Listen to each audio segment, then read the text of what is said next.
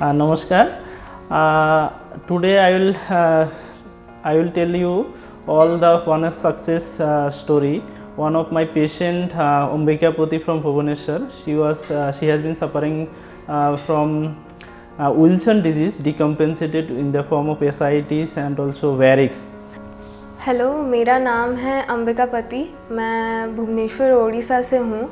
मैं अभी अपना बीटेक कर रही हूँ, अपने फाइनल ईयर में हूँ। मैं बीटेक इन बायोटेक्नोलॉजी कर रही हूँ और लाइफ पूरी तरह से सही से चल रही थी। मैं अपना फाइनल थर्ड ईयर में थी और कॉलेज में मेरा अच्छे से चल रहा था, लेकिन बचपन से मेरा ओबेसिटी का बहुत ज़्यादा प्रॉब्लम था और उस प्रॉब्लम की वजह से मुझे डेली लाइफ में चलने फिरने में और बाकी सब चीज़ों के साथ मतलब दूसरों के साथ कोऑपरेट करके चलने में बहुत ज़्यादा प्रॉब्लम होता था। लेकिन फिर भी उसके साथ मैंने हैंडल करके अपना कॉलेज लाइफ अच्छे से कंटिन्यू किया। लेकिन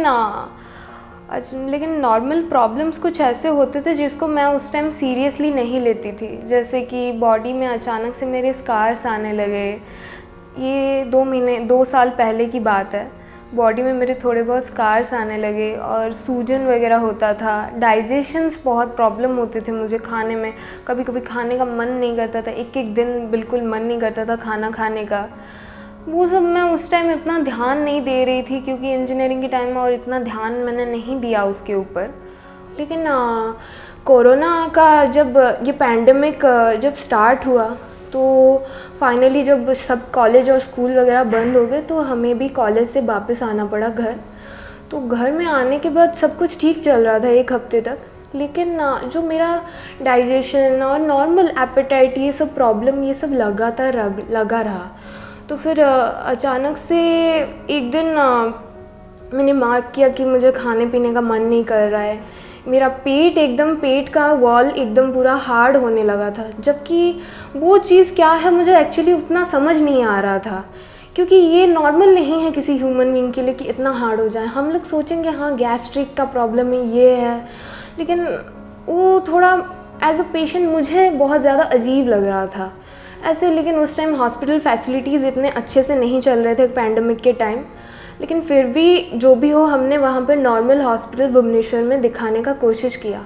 स्टार्टिंग में कोई रिकॉग्नाइज़ नहीं कर पाया कि एक्चुअली प्रॉब्लम क्या है। फिर बहुत सारा देखने के बाद अल्ट्रासाउंड ये सब टेस्ट वगैरह के बाद हम लोगों का रिकॉग्नाइज़ हुआ कि ये गैस्ट्रोएंट्रोलॉजिकल प्रॉब्लम है। तो हम लोगों ने गैस्ट्रोएंट्रोलॉजिस्ट से मतलब सलाह की, बट स्टार्टिंग ट्रीटमेंट में उन्होंने सब सही से किया। एक्चुअली मेरा डिज़ीज़ का रीज़न फाइंड आउट करना था। मुझे सीवियर लिवर सिरोसिस प्रॉब्लम निकला और लिवर सिरोसिस इज़ मतलब अल्कोहलिज्म की वजह से ज़्यादातर लोगों को मतलब होता है।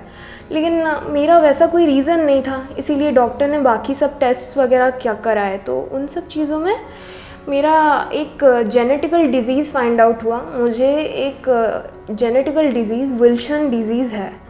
बहुत सारे हॉस्पिटल से ऐसे घूमने के बाद पता चला कि सब बोल रहे हैं कि लिवर जो डैमेज हो चुका है विल्सन डिज़ीज़ की वजह से उसको ट्रांसप्लांट कराना पड़ेगा। Almost 4 doctors have suggested me that I need transplant. Without transplant my life span will be very short. So ऐसे बहुत सारे डॉक्टर्स को देखते देखते फाइनली मेरी एक फ्रेंड ने मुझे सजेस्ट किया कि नारायणा हॉस्पिटल के बारे में उसने सुना है। नारायणा सुपर स्पेशलिटी हॉस्पिटल, उसने मुझे पहली बार बेंगलोर में जो नारायणा हॉस्पिटल है उसके बारे में बताया। लेकिन उस टाइम मुझे कुछ इतना पता नहीं था। तो हर कोई ऑलमोस्ट मुझे लिवर ट्रांसप्लांट के लिए ही सजेस्ट कर रहा था। लेकिन अचानक से 2 दिन के बाद मुझे नारायणा से एडमिनिस्ट्रेटिव से कॉल आया। हम लोग तो जानते नहीं, सब कुछ टेलीफोनिक सिस्टम में चल रहा था क्योंकि पैंडेमिक की वजह से कोई किधर जा नहीं सकता।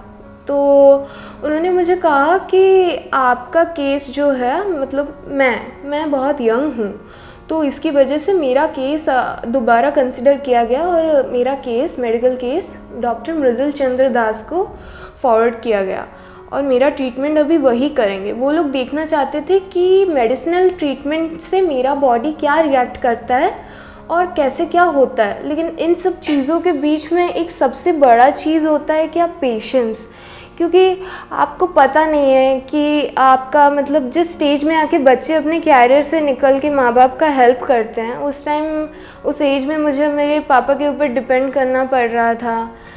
तो जिस एज में बच्चों को सपोर्ट करना चाहिए उस एज में उन्हें सपोर्ट करना पड़ रहा है। और अकेलापन तो ऑलमोस्ट सारे पेशेंट्स को मतलब वीक करने के लिए काफ़ी होता है। फिर भी उन सब चीज़ों के साथ डॉक्टर मृदुल ने मेरा ट्रीटमेंट स्टार्ट किया। So she was under my treatment for last 6 to 7 months.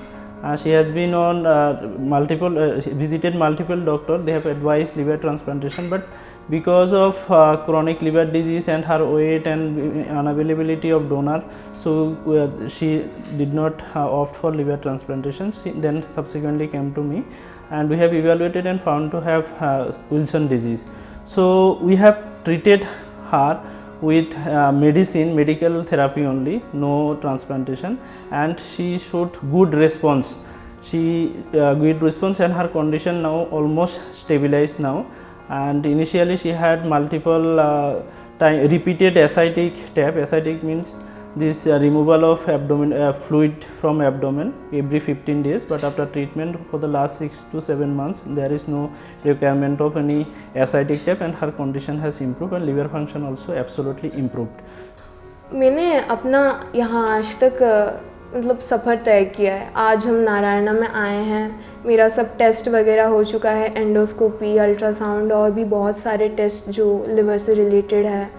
तो मेरा लिवर अभी ऑलमोस्ट नॉर्मल ह्यूमन बीइंग के लिवर के स्टेट में है। फिर भी मुझे आगे अपनी डाइट को देखना पड़ेगा।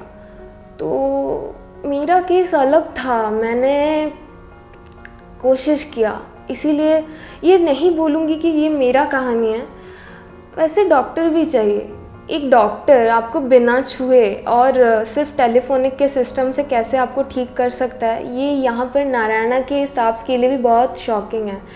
ओवरऑली बोलूँगी तो अभी बिफोर 5 डेज़ हुआ, हमने 5 डेज़ हुआ है यहाँ पर आए हुए। यहाँ पर स्टाफ्स बहुत अच्छे हैं, बहुत कोऑपरेटिव हैं। मतलब अगर अनजान जगह है, हम लोग यहाँ पर पहली बार नए आए हैं, जितना फैमिली जैसा कोऑपरेशन वो कर पाते हैं बहुत ज़्यादा वो लोग अपने तरफ से करते हैं। ओवरऑली मैंने अपने लाइफ में जितने हॉस्पिटल्स वगैरह देखे हैं, ये Narayana super speciality hospital Gurgaon, this is the best hospital that I have ever visited, and thank you doctor Mridul Chandra Das.